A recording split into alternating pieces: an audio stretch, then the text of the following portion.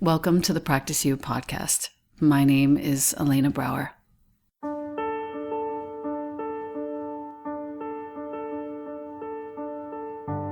Together, we'll explore and enjoy content and conversations around mastering transitions in our relations, our wellness, our careers, our families, and especially in our missions and visions. You are invited to learn and love and listen with me. Welcome to Practice You.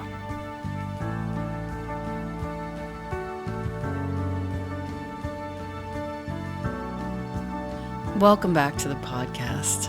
I am here on a Sunday with two of my favorite humans, two of my best girlfriends, Nadia Narain, who is basically one of the UK's most beloved, I think, and well-known yoga teachers, even though she would deign to differ. She's here in New York for the launch of her second book, Rituals for Every Day. Her first book is called Self-Care for the Real World. It is, both of them, very well loved, and I feel very important. She's brought a conversation that's usually had, between people and behind sort of closed doors and in classes and in sessions. She's brought that conversation to the forefront, which I think is a very important act. So thank you for that. And I look forward to our evening together. Thank you. Yes. Katia wishes she was here too. Katia's sister, co-author. And Ali Bogard is here, back by popular demand. Thanks for having us. Such a treat. I want to be here every day. Every day. Especially if we get breakfast cooked for us. Yes. James cooked breakfast. I can't take credit. I did produce it, but I didn't cook it. I'd love to start today with a reading from one of the book that accompanies the Hilma af Klint show at the Guggenheim. It's called Notes and Methods. This particular reading is on page 29 of this beautiful book, worth your shekels if you love Hilma. This is from 4 loose sheets that were found slipped into the notebook of the five, capital T, capital F, a group of 5 women, including Hilma, who would channel. Believe it or not, it's from September 16th, 1903. My birthday. It is your birthday. Not 1903, but September 16th. Even though sometimes we feel like we were born in 1903. We have 70 years on this. You are bewildered by what we have told you, but the phenomenon we are trying to explain is truly bewildering. What is this phenomenon, you ask? Well, beloved, it is that which we want to call the secret growing. How often have we heard you say that everything is futile? Nothing comes of all your labors. And yet, like amorphous buds, your endeavors sprout in all directions. You see everything as formless, and you forget that this is a sign of life. Gradually, the formlessness takes on more precise contours, and the steadily growing roots feed an ever stronger plant, which will one day explode with an abundance of leaves and flowers. You know this is so. But you must perceive this knowledge with such vividness that you dare to build on it. You have to feel with certainty that even the smallest effort to grow in goodness leaves a clear trace inside you. And when you do not see an outer result, this must not discourage or tire you in your efforts. For just as invisible hands help and tend every plant on this green earth, so every budding sprout of goodness is tended and shaped and protected by invisible powers. And when the time comes, your eyes will open and you too will see the beautiful plant that grew in secrecy, the product of your noble endeavors and your pure intentions. Accept our account as a greeting from us, so that you shall never tire when all seems lost. I like hearing from the other side.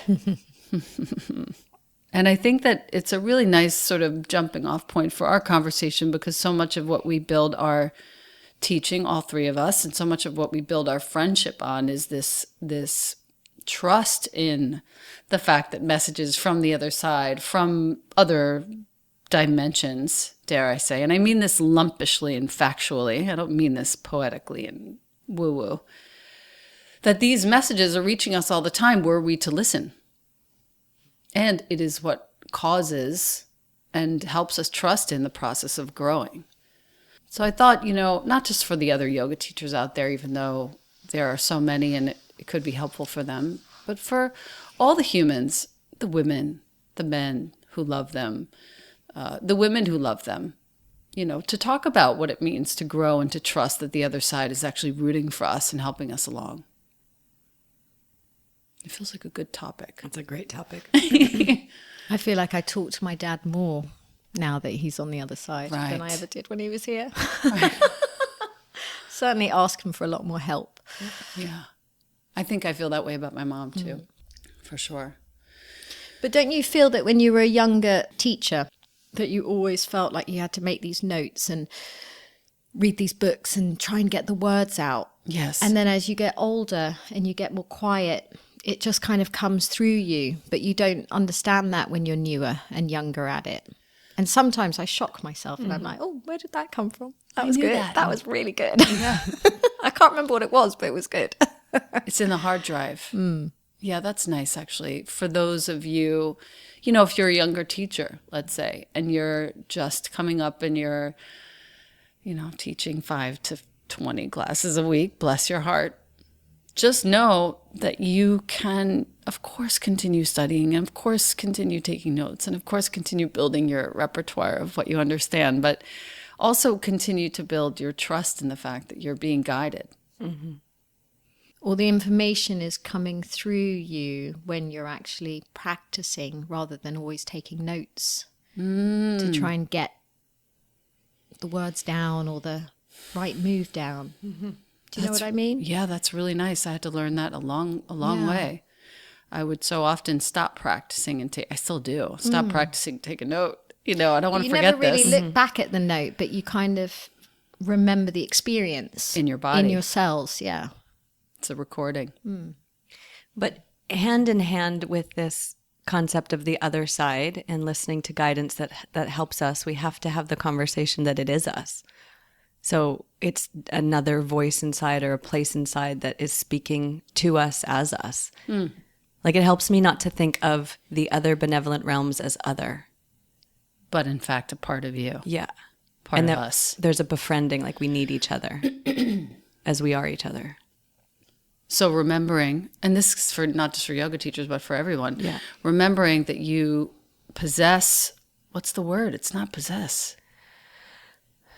You kind of hold it all, don't you? You hold You it. hold it That's all. nice. And you have to get quiet enough to be able to hear it. Mm-hmm. And maybe that's what happens with our age too. We get more into our meditation practice rather than our asana practice, and you get quieter. Yes. Although lately I've been doing both more. Of course you have. Only because only because I would lose my shit if I didn't. I know, but the priority used to be in the physical Right, much more than the quiet spaces, I suppose. Can't you imagine how much the other side also wants our help as well? Like we have the organs of action. We have the voice and the hands and the feet. Right. That if there is such benevolent realms that help and heal, they too would want our help. And how do we go about doing that? How do we go about teaching that? I think we build friendship, like the way we build relationship between the three of us, just human relationship. It's the same structure, format of building befriended relationships to other realms. Wow. So it's respectful and listening based and inviting and permissive and just the ways to build friendship. So learning how to be a good friend. Yeah. 'Cause I think I'm actually To the other side. I'm actually understanding a couple of things. Learning how to be a good friend to your friends here and choosing carefully. Yeah. You can Marie Kondo your friends. She's such a well, verb. that makes perfect sense, right? Do people spark joy in your life or not? And if they don't, they gotta go. And to your point earlier, I love when Nadia lays the hammer down. To your point earlier, though, we've been obsessing about Marie Kondo around here. And if you do have children, watch with your kids, because Jonah suddenly caring deeply about his bed made and how perfectly, and his drawers. It's really awesome. Your point earlier, though, Nadia, was it's not about getting rid of stuff. No, it's not about, what was the point? It's not about It's not getting about rid of stuff. I heard her say it's not about getting rid of stuff. It's about living with the things that feel good, that spark joy. Yeah. So you spend less time with the people that don't do that and more time with the people that do. Yeah. That's a pretty good point to highlight here. But going back to your point, Ali, I think the listening and then the trusting that you heard right, instead of the constant conversation in our head that tells us, no, don't do that. It's getting quiet and just trusting that actually they are giving us messages all the time, but we don't always trust it. And we get better at it by being a good friend and listening to our friends. This very powerful teacher one time was explaining the benevolent invisible realm, or the angelic realm, to me one time. Yes. And he said, imagine like you're walking through a forest and you see a little baby bird has tried to fly from its nest and it fell. And so you walk by and you take your hands and you scoop up the baby bird and you lift it up into the nest, and to the bird, it thinks an absolute miracle has happened. Gravity stopped and something occurred. But to you, you just picked up a bird and put it in the nest. And just out of the want for life to continue. Of course you want that bird in its nest. And he said that's the way the angelic realm is with us. It's nothing to help. But we have to stay open to what we would call a miracle. The bird would call us a miracle. But perhaps to the other realm, it's just easy. We don't know. So we, for example, get put in the path of somebody who can help us. We, for example, land in a situation where we meet somebody or we have an experience that feels miraculous, but really it's the angelic realm doing what's natural, and we experience it as a small miracle. Or we get placed as a teacher in front of a room, and you know when someone comes up to you and goes, oh my God, you just said that one thing, and that's what I've been feeling like, and I didn't know what those words were. And we kind of didn't ever even think that that was an angelic realm moving through us. Right. So you get to do it all the time. Just say that one thing if you get quiet enough. Yes. To move someone or help someone or guide someone in some way. It's not us. We don't know what we're doing. Yeah, the desire to help and how good it feels to help is such human virtue. Like, look how many people you help in a week, Elena. It's And you. all of us. You're prolific. And it's such a beautiful exchange. Why would other realms not want to be right here with us for us? Yes. We're just so small-minded. Assignment, if you're listening. Ask for help. Not only ask for help, the assignment has, I think, 3 arms. A, can we go A, B, 3? Yeah. Or 1, 2, C? Yeah. A, ask for help. I know you like it when I do that. I love numbered lists. A, ask for help. Make a note, seriously, if you're listening. Write it down. Say, ask for help, the first thing. The second thing is be a good friend. Do something, go out of your way to listen or to trust, as Nadia said. And then C, third, there was something in Rituals for Every Day that knocked me over, knocked my socks off. Knocked my socks off, no pun intended. Carry around socks. a pair of warm socks in the wintertime.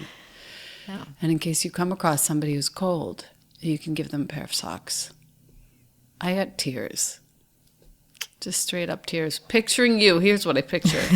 You in your fucking long coat, walking through the streets of Primrose Hill, seeing the homeless guy with your 4 bags and your food bags and everything and your big, homeless chic look and your high top Converse. See, they see me coming. They're like, oh, she's one of us. Totally. No, I'm not even. I mean, yes, it's funny, but it's not even funny how you will walk up to somebody and give them a pair of socks. I did give someone one of my feather down pillows the other day because he really needed it. And I had an extra one anyway. I gave it to him. And the sweetest thing was that he held it to him and he smelt it. Oh. And he just inhaled it and he went, oh, this smells so good. I'm going to sleep so sweetly tonight. Nice. And I just realized that you know, I live in this house with aromatherapy oils and everything smells clean and fresh, and we take all of that for granted. Yes. And there was this man that just was like so happy to have a pillow that smelled fresh. What if the other realm is just purely us? Like, that's such good, kind, benevolent help that he would never expect to receive in a day. He's the bird. Yeah. You're the angel. It's so beautiful. Well, it's easy to do, isn't it? And we always wonder what we can do, and we never know what to do. And that's always an easy thing to do. I think there's another branch to that homework of feeling like receiving help is not you being a burden, or is not. I'll often feel like I don't want to burden people with what I need help with. And so really feeling deserving of help. Remembering that you're not a burden. Yeah. That helping is a beautiful relationship of exchange. We get so much from it when rising tides lift all boats. There's also, back to our book. No, I want to I'm only joking. But, I actually there was do wanna something talk else about in the it. book that was just, we talked about, actually came from the actress Olivia Colman from The Favourite, that just won her Oscar and all the awards for being a great actress. But she was overheard in a line at the post office, actually, and it was something, she said something about every day she tries to do something nice for someone else. So if you set that to be your intention each day, that's almost guidance from someone else to you. How can you serve? What could you do to make someone's day a little bit sweeter? This was so not where we expected to go, but I love this talk. No, you know what, though? It's exactly how we talk when we're sitting around in a steam room somewhere. But you said something funny on the last podcast, Ali, because you said it is so rare that we get to sit around and just chat because we're all so busy and distracted. Very distracted. And this is lovely. It's great, right? So even if it doesn't go on air, I'm just going to listen to it over and over again. No, it's going to go on. It's going to be great. And, you know, my intent with every single one of these things is just that we may reach one person and help them have a better day. Just being themselves. Back to rituals for every day. What's the first thing you think of when you think of what you're proudest about this book? I think what's been lovely for Katia and I is that we were born in the East. We were born in Hong Kong. Our father was Indian. So we actually were raised with a lot of these rituals in our lives. You know, my mum always had a feng shui man that came to the house, and we had to paint a wall red in the living room or put a screen somewhere. Or every Chinese New Year my mum goes to the temple and buys Katia and I these lucky charms that we have to, she'd like us to wear them in our bra, but we just keep them in our wallet. And she really, really believes in those things. And our dad used to have Ganeshas all over the house that he paid tribute to. So we were raised on all of this stuff, and we'd forgotten how much a part of us it was. Right. And then when we started putting all this stuff down in the books, we realized that there was so much depth and richness and ritual in our lives. In your merest life experience as kids. Dad was from India. You mentioned that, yes? Yeah. Yeah. And we were born in Hong Kong, and then Katia married a Jewish man, so she got a bit of that thrown in as well. Right. And I think when you have children too, you want to be able to pass things down to them. And she has 2 kids. Yeah, 2. Kids are being raised Jewish? Yes. Nice. Yes, but then she feels like it's really important to make sure they know the Indian and the Chinese and all the other stuff as well. For sure. That's actually really sweet. And the most ritual people do is usually superstition, trying to ward off the bad. Yeah. Rather than rituals to habitualize the special or invoke the good. Or even to move through the hard. Right. You know, so there are rituals that you could do when you've broken up with a loved one, or if a parent has died, that could really mark that time for you to move through, which is quite beautiful. Talk to us about rituals for a breakup. That's a really nice thing to... Well, I've been through quite a few of those. We all have. We all have. I have my ideas of what the rituals were that worked for me. I mean, I think the letting go ritual was always a big one, where you sort of cut the ties between you and the other person, but not in a negative way, just to almost take back the parts of yourself that maybe they kept, and to give them the parts of themselves that you've kept, and to understand that there's a reason why it's not working anymore. So if you can gently just cut the energetic ties that weren't working, you may come together again later in a different capacity. But I think we get scared sometimes because we want to hold on energetically. But it's important to let it go sweetly. Yeah. And I think that's always the thing that I try and do. That's really nice. Hard to do. And sometimes it might be just sitting and playing all the songs that you both listen to until you're sick of listening to those songs. You know, there's lots of ways to get deep into it, but I like the tie cutting. Yeah, so that the relationship isn't marked by just the last moments of pain. It encourages all of the aspects of the growth and the love and the truth that made it so. That's a great point. What's your definition of ritual that you guys are working with in the book? Well, I think how we defined it was that we wanted to make the mundane bits of life a little bit more special. Because I think you kind of go through life and it's all very quick, and you haven't marked each morning when you wake up is a big thing, isn't it? You're alive. Miracle. And so we wanted to make the mundane special, and then you want to make the special things almost magical, or a memory in your life. And so Katia does a lot of these things with the kids, and I don't know, they're just important. They're really important. They add to the richness, the tapestry of life. I like the idea of just offering one way, and you offer so many. It's like dozens of ways to make the mundane into something a little more noticeable. What are some of the everyday things that you offer in the book for people? Well, it was funny when we wrote self-care, people are like, okay, we know we have to do it, but we don't know how to do it.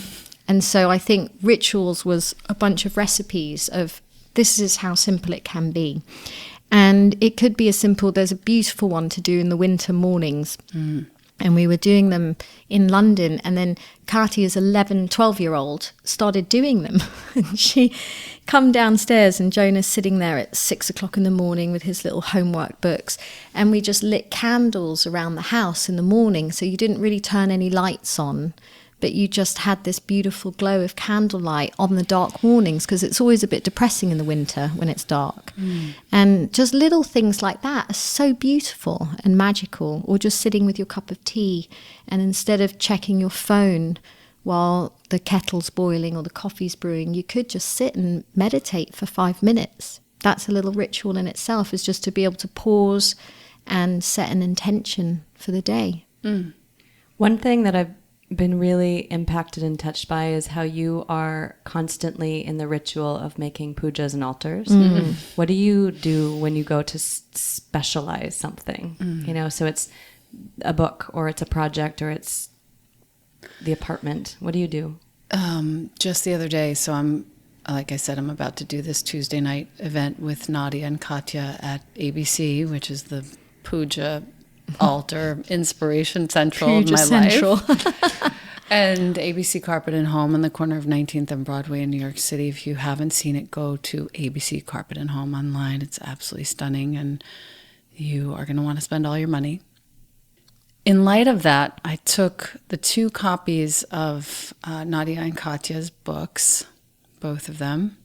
I stacked them on the windowsill. James came home with this flurry of tulips, and I arranged the tulips, and I placed the books in front of the tulips, and now it's like this beautiful prayer place that the Tuesday evening should go well, and that I should be absorbing all the information in the books. And anytime I walk in the house in these days, because it's happening in a few days, I'm just reminded of my service there, and I'm remembering to study a little bit and read another page and think about how I'll word things. And Nadia just mouthed to me that she loves me. It's the greatest. But that's all I do. If you just have you could buy one stem of a flower, one plant, and place it near a picture of somebody that you love who's suffering. You could place it near a stone and the picture of somebody you love who has passed, or somebody you love who is in your life and need some guidance and they're not asking for it yet, but you know what they should be doing. Set up an altar. Yeah, it makes me think of physicalized prayer. It is. It's physicalized prayer. You have a whole section on altars. So we teach people how to make an altar. Yes. And my favorite ritual is actually the vision holder. So if you know that someone's going through a difficult time, that you would just sit and maybe pray for that person to move through it. You could hold a stone, you could have a little piece of jewelry that you meditate on, and then you just give it to that person. Yes. You don't have to tell them that you're sitting there meditating every day for them, but you've kind of put your prayer and your wish into something that you pass on to them to help them move through it. And I think that's so beautiful, because people set up altars and they don't even realize that they do, even if it's just a shelf of family pictures. That's kind of an altar in itself. For sure. For sure. It's so lovely to do something for somebody like that they'll never know about cognitively, you know. Human angels. It's powerful. I am drawn to open up Tokopah Turner's book. She and I have been circling around each other for a while. It's so beautiful. The book is called Belonging. Subtitle, Remembering Ourselves Home. So very apt for this. And it's literally the very first page after the TOC, the table of contents. For the rebels and the misfits. We're the rebels and the misfits. We fancy ourselves as the rebels. We were. I think we're still a bit the rebel, not so much the misfits anymore. Only slightly. Sorry to interrupt. Sober. I mean, we used to get into a fair amount of trouble.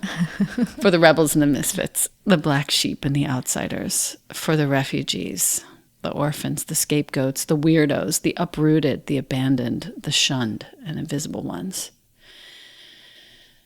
I want to also add to the little girls and the little boys and the little ones who are transitioning.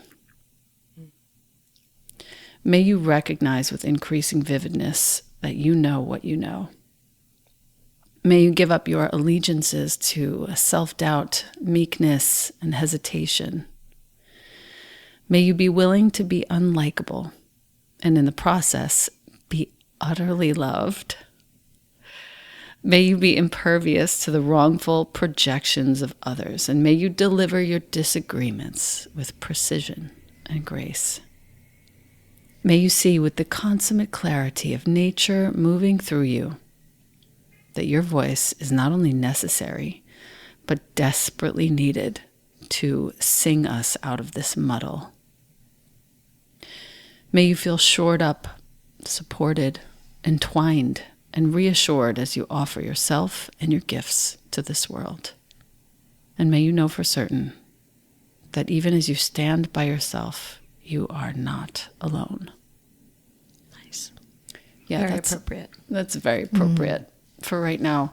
When it comes to, Nadia, when it comes to your, both of you, when it comes to your latest inspirations for your work, really like in this moment, what comes to mind as what is moving your water right now?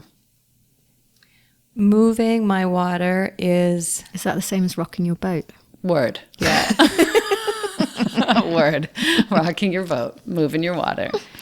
Moving my water is the practice of prayer, where it, to me, feels like the feminine creative side of meditation, the lost language of prayer, where we get to communicate to the moment we're in. And this conversation is exactly it. The conversation we have with invisible benevolent forces that want for us and we want for them, to know that there are really good and beautiful and magical things happening despite what gets noisy and loud. That's good. It's really good. Yeah. Let's see, so much at the moment, but I think I have a tendency to sort of buckle down and get to work. You do have a tendency. I do. Which is what I like about you. Yeah, I'm quite a hard worker. But I think I'd like to spend a little bit more time with things that just make me joyful. Without it having to be doing something or getting anywhere, like taking my pottery classes that I'm really rubbish at, but it's just fun. And there's You're taking pottery classes right now? Yeah, Do you Not go- right now, this second. I've got No. another course starting in a few months, but I'm terrible at it. But I just like the way it feels. Don't you love learning? And I'm using not your thinking, hands? I just like the process. Yeah. And I don't think, oh, I'm going to do a show or anything like that. I just you know. pictured your show. No, I made something and I tried to give it So to my sister ridiculous. the other day and she went, why don't you make me something when you get to level 3? That's something only a sister could say. I'll take it, and Okay. I'll curate your show. She'll turn it into a puja. No, I'll But also just turn it little into a things puja. like no, but you do think sometimes it stops you, especially Virgos. You stop yourself from doing things because you think you're not good at them, and actually, it's just the art of doing that's important. And I'm just trying to pay attention to that a little bit more. That it doesn't have to go anywhere; it just has to feel nice sometimes. Maybe that's another arm of this assignment for this episode. Do something perhaps creative, perhaps not, where you're not even dealing with the outcome. You're just doing the doing of it. And pay attention to the critical voice that tells you that you're rubbish or don't bother. Although I wouldn't mind the word rubbish if my voice called me rubbish. I would smile sweetly. Oh, you're so bloody rubbish, Elena. Shite would be worse. No. What's you? What about you? Yeah. Honestly, what's moving me right now is this passage from Hilma. Bewildered? That we could be so bewildered by the fact that all we're doing is growing. Can you read that part again about small acts in invisible ways? Yeah, Did I get that right? for sure.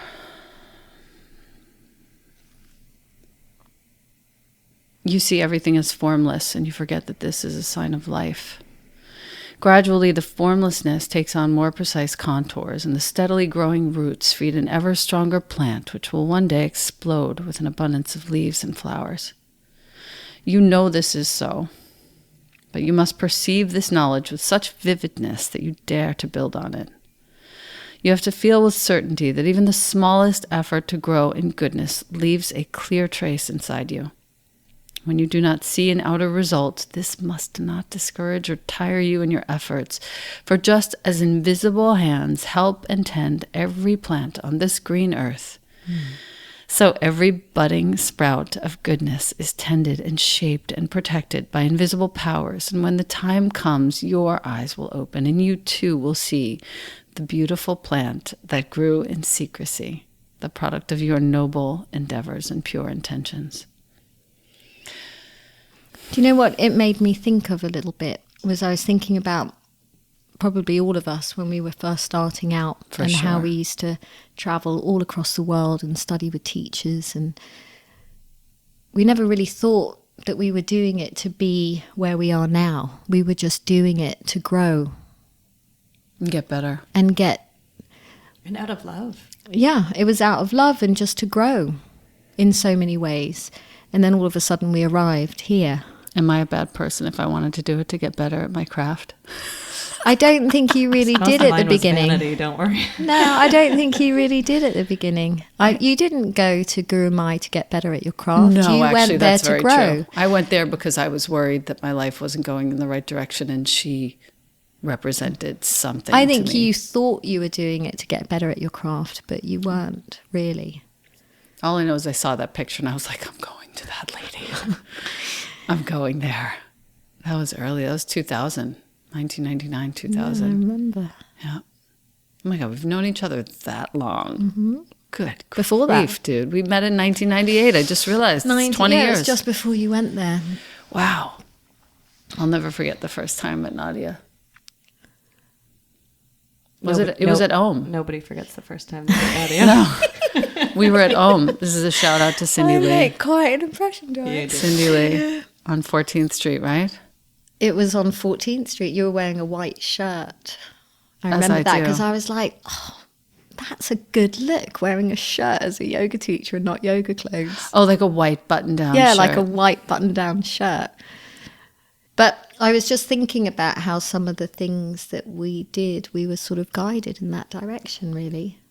I don't think we ever planned to end up where we are now. I was guided to never wear yoga clothes for the first 15 years of my teaching career.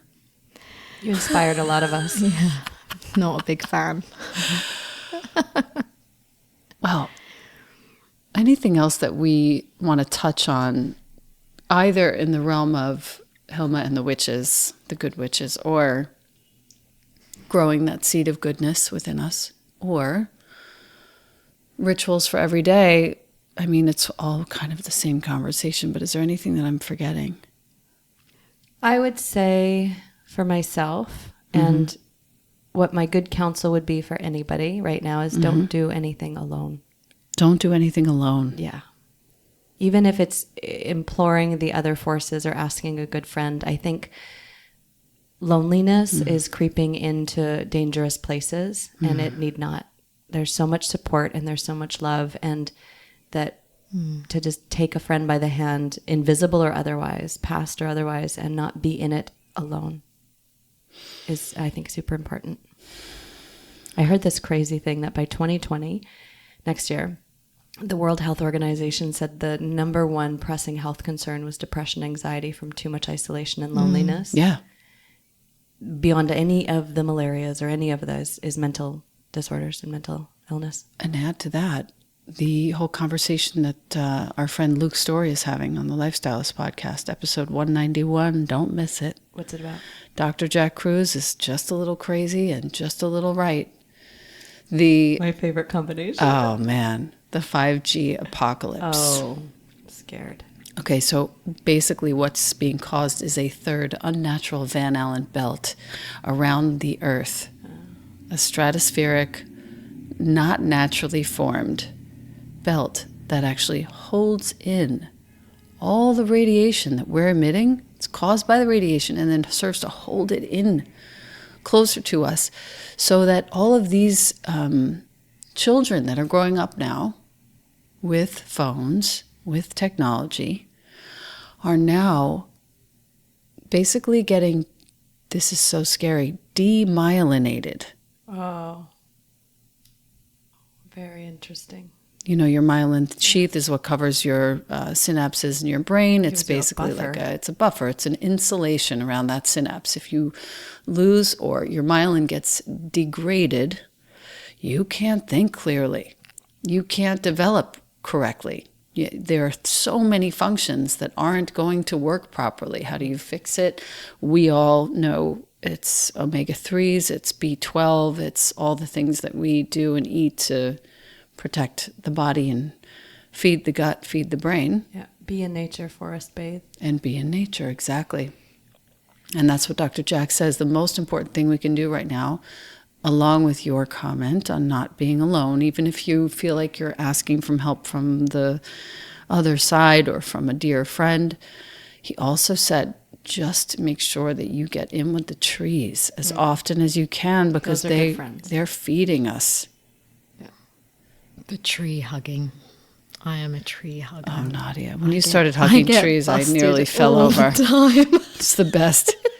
Do we have time to go to the park right now, actually, and go hug some trees? We might do on the way. I don't know if we do. I'll walk you guys But out. I'm constantly getting busted by people in the park going, Nadia, is that you? Hugging a tree I'm standing there in hugging Regent's a Park. tree. I love it. Usually it's in Hampstead Heath, Oh, yeah, okay. where the really big trees are. I love it. Don't ever change, please. Keep taking pictures of those and post them on your stories, please. We need them. I need those every day, like a shot in the arm.